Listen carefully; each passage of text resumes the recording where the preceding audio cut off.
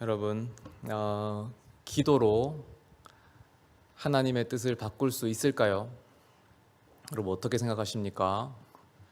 여러분의 생각이 궁금합니다. 기도로 하나님의 뜻을 바꿀 수 있다고 생각하십니까?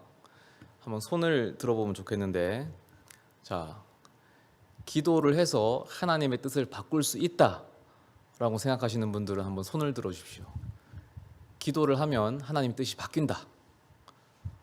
네, 아무도 없군요. 아니, 기도를 해도 한 명 있습니다. 반대로 기도를 해도 하나님의 뜻은 바꿀 수 없다. 손 들어 보십시오. 두 분, 세 분, 그렇군요. 그럼 네 분, 나머지는 뭐죠? 기도는 나와 상관이 없다. 그런 건가요? 우리 흑백 논리를 펼쳐서 둘 중에 하나는 손 들도록 하죠. 다시 한번 둘 중에 하나를 선택해 주세요. 자, 기도로 하나님의 뜻을 바꿀 수 있다. 손 들어 보시죠. 한 분. 네. 재걸 형제가 손을 들었는데, 예. 하나님은 이제 줏대 없는 분이시다. 알겠습니다. 자, 그러면은 기도로도 하나님의 뜻은 바꿀 수 없다. 손 들어 보십시오. 네, 아까보다 조금 많아졌네요. 네. 하나님은 꼰대라서 아무리 우리가 기도를 해도 절대 뜻을 굽히지 않는다. 그런 뜻이죠. 네, 우리의 말 따위는 고려하지 않는다. 알겠습니다. 오늘 우리가 읽은 본문은 이제 히스기야의 눈물 혹은 히스기야의 기도라는 제목으로 이제 알려져 있는데요. 사실 이제 부제로 하늘 보좌를 움직인 기도다. 뭐 이렇게 좀 유명한 본문입니다. 내용이 뭐였냐면 히스기야 왕이 병들어 죽게 됐어요. 그래서 하나님이 사형 선고를 내리십니다. 너 이제 인생을 정리해라. 너는 곧 죽을 거다. 그랬더니 히스기야가 면벽 기도를 합니다. 벽을 바라보고 기도를 하는 거예요. 벽에 딱 붙어서 벽을 보면서 통곡 기도를 합니다. 울면서 서글프게 기도를 해요. 하나님, 제가 얼마나 하나님 앞에 선하게 살았는지 진실되게 살았는지 그걸 좀 보십시오 하면서 서럽게 울면서 통곡하며 기도를 했더니 하나님께서 선지자 이사야를 통해서 말씀을 주십니다. 내가 너의 기도를 들었고 너의 눈물을 보았노라. 그래서 너를 살려주겠다. 내가 너의 목숨을 15년 연장시켜 주도록 하겠다 하는 것이 오늘 본문입니다. 그러니까 병들어 죽었어야 할 운명의 히스기야였는데 눈물로 통곡으로 기도했더니 하나님이 그 뜻을 변경하신 거지요. 그래서 수명이 15년 연장된 겁니다. 이렇게 기도로 하나님의 뜻을 바꾼 사건, 이 대표적인 사건이 오늘 본문의 사건입니다. 그래서 이 본문만 딱 보면 기도로 하나님의 뜻을 바꿀 수 있다.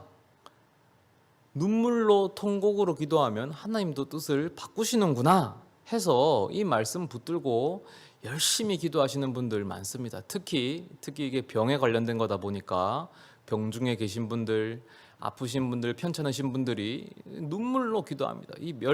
통곡하면서 기도합니다. 하나님 뜻을 돌이켜 주십시오. 근데 그 결과가 어떻습니까? 여러분, 그렇게 해서 병이 나았다는 사람 들어보신 적 있어요? 그런 극적인 경험을 하는 경우는 사실 거의 드물어요. 10명에 한 명, 10명에 한 명도 많죠. 100명 중에 한 명, 거의 없습니다. 분명히 오늘 본문을 보면 이런 간절한 기도가 하나님의 뜻을 바꾸는 것 같단 말이죠. 그런데 그건 성경에서나 그렇지 현실에서는 거의 이루어지지 않는 것 같단 말이에요. 기도가 정말 하나님의 뜻을 바꿀 수 있는 걸까요? 이 히스기야 사건을 우리가 제대로 한번 확인할 필요가 있는데요. 정말 히스기야가 죽지 않고 살았던 것은 히스기야의 기도 때문이었을까? 하나님께서 히스기야의 기도 때문에 그 뜻을 바꾸셨을까? 한번 보면 히스기야가 25세 때에 왕으로 즉위하는데요. 그리고 이제 37세 정도 되었을 때 병을 얻습니다. 이 젊은 나이에 죽을 것을 이제 하나님이 살려주신 거죠. 그런데 문제가 뭐냐면 히스기야가 병에 걸렸을 때에 그 아들이 없었다는 거예요. 그래서 이대로 만약 히스기야가 죽게 된다면 그 왕위를 계승할 이 계승자가 후계자가 없다는 문제가 생깁니다. 근데 이것은 단순히 후계자의 문제가 아니라 하나님과의 언약이 깨어지는 심각한 상황이 됩니다. 왜냐하면 하나님께서는 그 옛날 다윗과 분명히 약속하시기를 내가 너의 몸에서 날 자식들로 장차 이스라엘 왕들을 세워주겠다라고 분명히 약속을 하셨기 때문이에요. 이것이 이스라엘을 지탱해주는 근간이었습니다. 그래서 특히 남유다의 왕들은 전부 다윗의 후손들로 세워집니다. 그래서 남유다를 우리가 정통으로 보는 거거든요. 그 약속이 이어져 내려와서 예수님도 다윗의 후손으로 이제 오시는 거, 그게 되는 거예요. 근데 여기서 만약에 히스기야가 아들도 없이 죽어버린다면 이것은 이제 신실하신 하나님, 약속을 지키시는 하나님이라는 그 근본이 무너지게 되는 거예요. 하나님과 이스라엘은 언약에 근거한 관계거든요. 그런데 하나님이 그 언약을 파기해버리는 일이 발생하게 되는 거죠. 실제 그래서 이 족보를 보면, 역사를 보면은 히스기야 다음 왕이 므낫세 왕인데요. 므낫세가 히스기야의 아들입니다. 친아들이에요. 히스기야가 42세 때에 므낫세를 낳습니다. 그러니까 히스기야가 37세에 병을 얻고 그 목숨을 연장받아서 새 삶을 사는 기간 동안 아들을 낳은 거죠. 무슨 말이에요? 하나님은 히스기야의 기도가 없었더라도 히스기야의 목숨을 연장시켜 줘야만 할 이유가 이미 있었다는 거예요. 그러니까 히스기야의 기도가 하나님의 뜻을 바꿨다고 보기에는 뭔가 좀 애매하다라는 말입니다. 어떻습니까? 기도가 하나님의 뜻을 바꿨다고 자신 있게 말할 수 있습니까? 이거 말고 또 다른 예를 들어보면 이 기도가 하나님의 뜻을 움직인다고 말하는 대표적인 또 다른 사건이 아브라함 사건인데, 하나님께서 소돔과 고모라를 멸망시키려고 이 땅에 내려오시거든요. 이 창세기에. 그때 아브라함이 하나님을 막아섭니다. 그리고 당돌하게 이제 물어보지요. 하나님, 만약에 그 땅에 의인 50명이 있으면 어떡하시겠습니까? 그 의인을 보고서라도 그 땅을 좀 살려주지 않으시겠습니까? 그러니까 하나님이 그래, 좋다. 그 50명 때문에라도 내가 그 땅을 멸망시키지 않겠다. 그러니까 아브라함이 혹시 45명이면 어떻게 하겠습니까? 오케이, 45명도 내가 살려준다. 40명은요? 40명 좋지. 30명은요? 30명 콜. 20명 좋아. 하나님 화내지 말고 한 번만 더 들어주십시오. 10명이면 살려주시겠습니까? 좋지. 10명이라도 내가 그 땅을 살려주겠다. 10명만 있으면 살려준다. 이게 아브라함의 기도거든요. 하나님의 그 굳은 의지를 아브라함이 기도로 이제 살살 녹였다는 거죠. 그렇지만 이제 결국에는 소돔과 고모라에는 의인 10명이 없어가지고 멸망을 당하잖아요. 근데 사람들은 그렇게 말해요. 아브라함이 만약에 거기서 좀 더 용기를 내가지고 의인을 이제 10명 언더로 불렀다면 하나님이 아마 그 기도를 들어줬을 거다.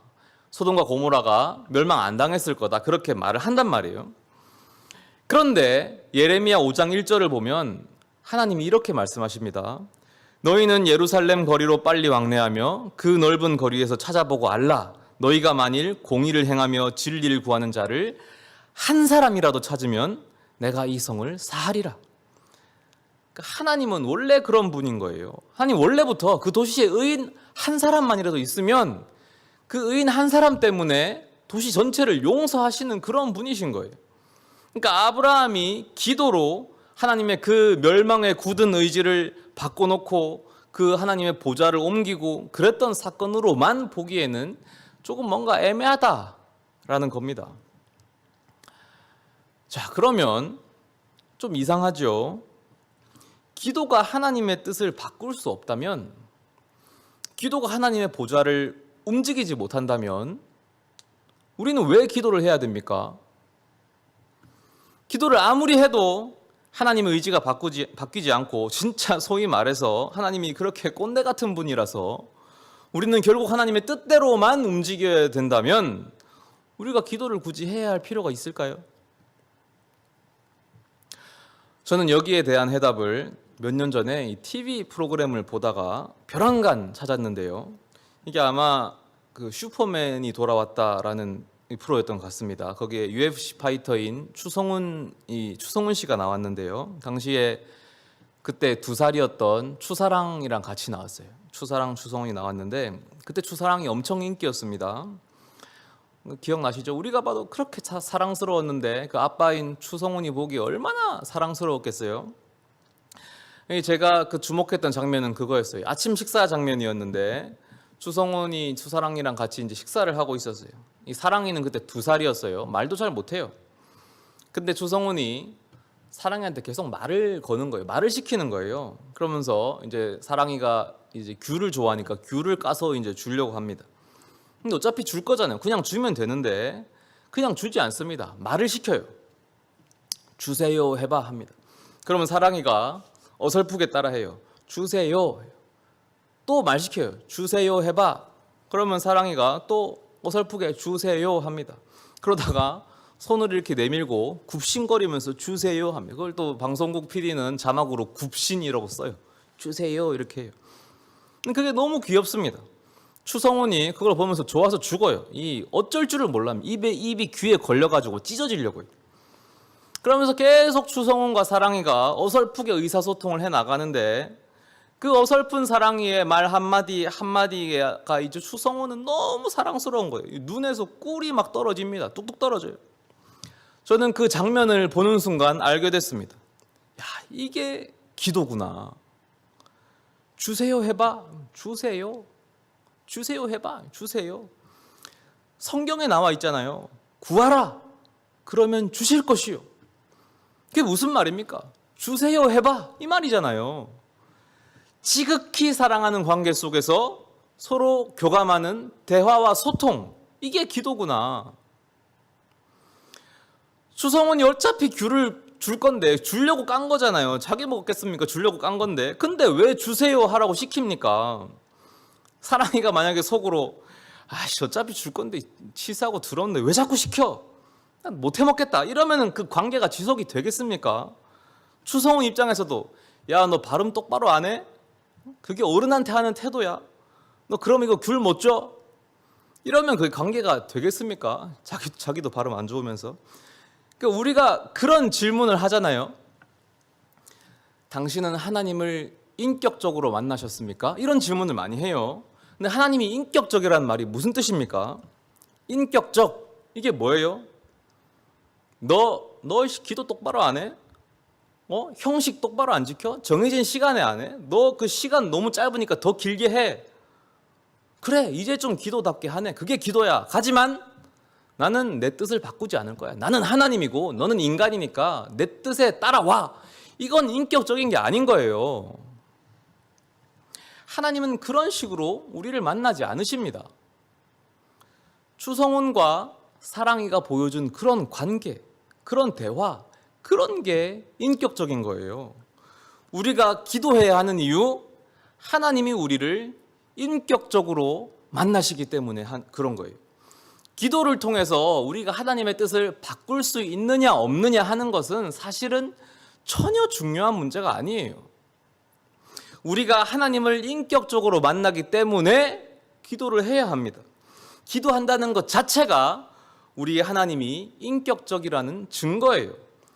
기도하지 않는다면 우리는 하나님을 인격적으로 알지 못하는 겁니다. 이 인격적이라는 것은 결국 이 관계성과 연관되어 있는데요. 우리가 이 관계성으로 천국 개념도 생각해 볼 수가 있습니다. 쉽게 말하면 하나님과의 깊은 관계성, 이 극도의 관계성을 천국의 상태로 정의하는 거예요. 이렇게 하면 이 죄라는 것은 하나님과의 관계성을 끊고 멀어지려고 하는 것을 죄라고 정의낼 수 있습니다. 하나님은 계속해서 우리와 가까워지려고 하시고 반면에 우리는 인간은 하나님과 멀어지려고 하죠. 태초에 하나님께서 천지를 창조하시고 에덴 동산에 인간을 만드셨을 때 하나님은 어디에 계셨습니까? 그 에덴에 함께 거하셨어요. 함께 에덴을 거닐었다라고 성경이 말합니다. 그 친밀한 관계성을 유지했어요. 그러나 최초의 인간이 죄를 지었을 때 인간은 하나님을 피해서 숨어야 했습니다. 관계성이 단절이 시작됐죠. 그리고 에덴에서 쫓겨났습니다. 그러나 하나님은 인간을 그냥 두지 않으셨어요. 하나님이 다시 인간을 찾아오십니다. 다시 관계를 맺으시죠. 이후 하나님의 역사는 계속해서 인간에게 다가오는 역사예요. 시내산으로 찾아오시고 성막으로 찾아오시고 성전으로 찾아오시고 결국 하나님 자신이 인간이 되셔서 예수님으로 찾아오시기까지 하시죠. 그러나 거기서 끝나지 않죠. 예수님으로 오셔도 한계가 있잖아요. 왜냐하면 역사의 한순간 한 장소에 머무셔야 했으니까. 거기서 끝나지 않고 이제는 성령으로 우리 모두와 시간을 초월해서 장소를 초월해서 우리 모두와 함께 하시잖아요. 그래서 우리 모두가 천국을 경험하게 되는 겁니다. 마지막 종말이 되면 천국에서 우리가 하나님과 완벽히 거하겠지만 지금 성령 하나님이 나와 함께 거하시니까 우리가 천국을 잠시 맛보는 거예요. 그게 이제 여기서 우리가 기도로 가능한 거예요. 기도로. 기도하면 되는 거예요. 내 안에 이미 들어와 계신 이제 하나님과 기도로 소통하는 거죠. 그 관계성을 누리고 친밀함 속으로 들어가는 겁니다. 저는 기도가 힘들던데요. 저는 지겹고 어렵던데요. 그게 왜 그러냐면 기도 그 자체를 목적으로 생각하지 못하고 기도를 자꾸 어떤 수단으로 생각하기 때문입니다. 내가 이 기도를 통해서 뭔가 자꾸 어떤 걸 이루어야 된다고 생각해서 그래요. 내가 원하는 뭔가가 있어요. 소위 말하면 기도 제목이 있는 거예요. 그러니까 기도 제목이 있는 것 자체가 나쁜 건 아닙니다. 좋지요. 있어야죠. 그런데 그 기도 제목, 소원을 이루기 위한 수단으로만 자꾸 기도를 이용하는 게 문제예요. 그러니까 이 기도는 괴롭고 힘든 시간이 되죠. 내가 이 기도를 얼마나 하면 이 소원을 들어주실까? 내가 2시간 하면 들어주실까? 3시간 하면 들어주실까? 40일 철야 기도를 하면 주님이 들어주실까? 고된 거예요. 수행이 되는 거죠. 그러나 기도는 그런 게 아닙니다. 기도 그 자체가 목적이 돼야 돼요. 왜요? 이 기도를 통해서 하나님과의 친밀한 관계를 만들어갈 수 있기 때문입니다. 하나님과 깊은 관계성을 누리는 그 순간이 바로 천국의 기쁨을 맛보는 순간이기 때문입니다. 그래서 기도는 기쁘고 즐거운 순간이에요. 여러분, 사랑하는 사람이 있으시다면, 혹 있으셨다면 그 사람과 대화하는 시간 어떠셨는지 기억해 보십시오. 떠올려 보십시오. 그 시간이 괴로운 시간이셨습니까? 그 시간이 힘든 시간이셨어요? 오히려 그 시간 때문에 하루의 모든 괴로움과 힘듦이 씻겨 내려가지 않았습니까? 사람과 사람 사이에서 주는 그 사람과 사람 사이의 관계가 주는 친밀함도 그 정도인데 하나님과의 관계에서 쏟아지는 친밀함의 능력은 얼마나 크겠습니까?